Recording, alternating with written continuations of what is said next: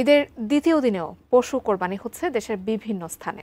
তবে এদিন সবচেয়ে বেশি কোরবানি দিতে দেখা গেছে রাজধানীর পুরান ঢাকায়। সেখানকার বাসিন্দারা বলছেন পারিবারিক ঐতিহ্য ধরে রাখতেই দ্বিতীয় দিনে কোরবানি দেন তারা। তবে প্রথম দিনের ঝক্কি ঝামেলা এড়াতেও দ্বিতীয় দিনকে বেছে নেন অনেকেই।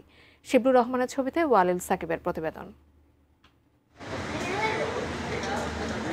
রোববার সকালেও ঈদের দিনের মতোই ব্যস্ততা পুরান ঢাকায়। ঈদের দ্বিতীয় দিনেও এখানকার বাসিন্দাদের তোড়জোড় কোরবানির আয়োজনে। দ্বিতীয় দিনে কোরবানি দেয়াতেই অভ্যস্ত পুরান ঢাকার পুরান বাসিন্দারা। পরিবারের সবাইকে নিয়ে উদযাপনের জন্য এই দিনটিকেই তারা বেছে নেন। ভিশন এসি নিয়ে এলো মানিব্যাগ গ্যারান্টি অফার। 1 মাস ব্যবহার করে সন্তুষ্ট না হলে সম্পূর্ণ টাকা ফেরত।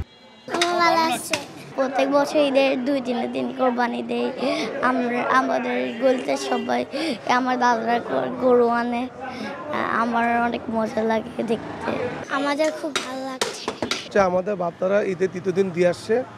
আর আরেকটা হচ্ছে আপনার অনেকে আমরা ঈদের আগে যেহেতু গরু নিয়ে আসি, রাত জাগা হয়, ঈদের নামাজটাও পড়তে হয়, সেই জন্য হয়তো আমরা ঈদের দ্বিতীয় দিনটাই গুরুত্বপূর্ণ দেওয়ার চেষ্টা করি। পারিবারিক ঐতিহ্যের কারণেই প্রথম দিনের বদলে দ্বিতীয় দিনে কোরবানি দেন বলে জানান অনেকেই। তবে প্রথম দিনের ঝক্কি ঝামেলা এড়াতেও দ্বিতীয় দিন পছন্দ কারো কারো। সোফার আমি আমার ছোটবেলা থেকে দেখে আসতেছি, ঈদের প্রথম দিন নামাজের পরে আর কোনো তেমন একটা অ্যাক্টিভিটি থাকে না, খাওয়া দাওয়া বা সবার সাথে মেলামেশা। ঈদের পরের দিনটাতে হয় কি যে কষাই পাওয়ার একটা সুবিধা থাকে, এমনি সময় খুবই ব্যস্ততার মধ্যে থাকতে হয়। প্রথম দিন খুবই কষ্ট হয়, বিশেষ করে কষাই পাওয়া যায় না।